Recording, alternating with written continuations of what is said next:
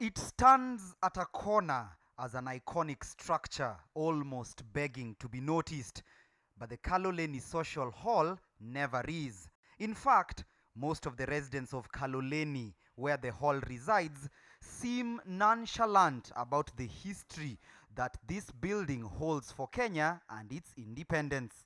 But not 80-year-old John Odhiambo. He has been living in this one-bedroom house in the estate for decades, where he pays 2,500 shillings for rent. He is among the last remaining generation of old guards who lived to see leaders like Tom Mboya, Milton Obote, Jomo Kenyatta, and Jaramogi Oginga Odinga hold many political gatherings here, some even drawing in at least 6,000 people just at the precipice of the country's political liberation.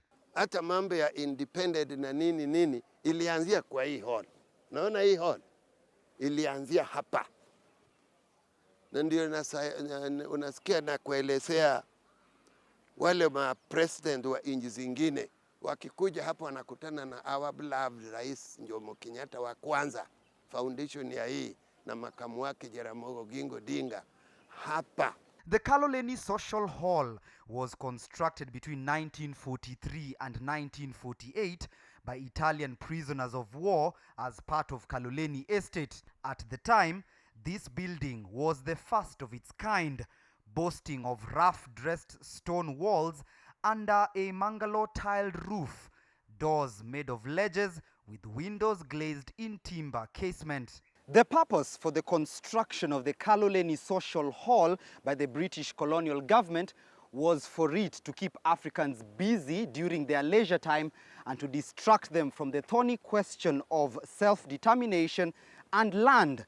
But the hall ended up doing the exact opposite, instead serving as a focal point where Africans agitated for their emancipation from colonial rule.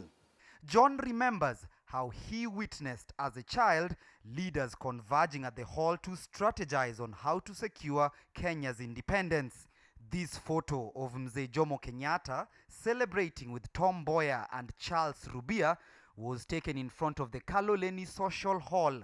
Immediately Kenya was declared a free state.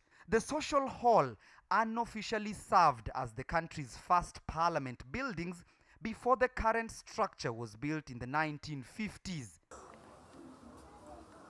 But you only have to take a walk inside the facility to truly understand the neglect that this structure has undergone over the years.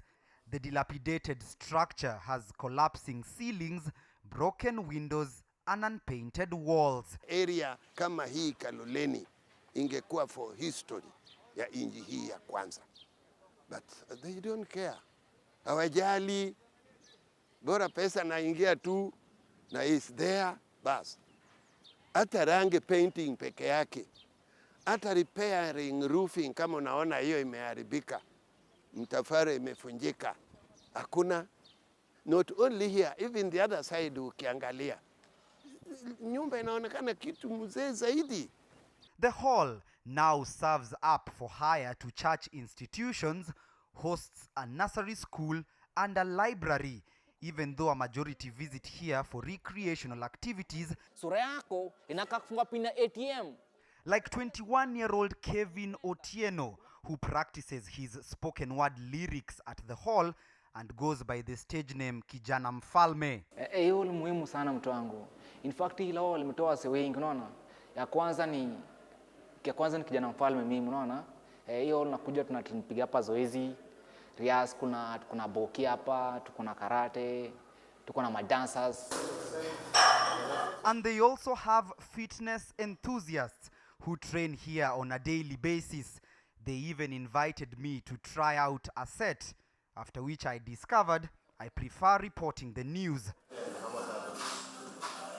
With its old piping system, the Kaloleni Social Hall was gazetted as a national monument in 2015, and now the facility entertains the old generation who often engage in the occasional game of ajua. Timothy Otieno, KTN News.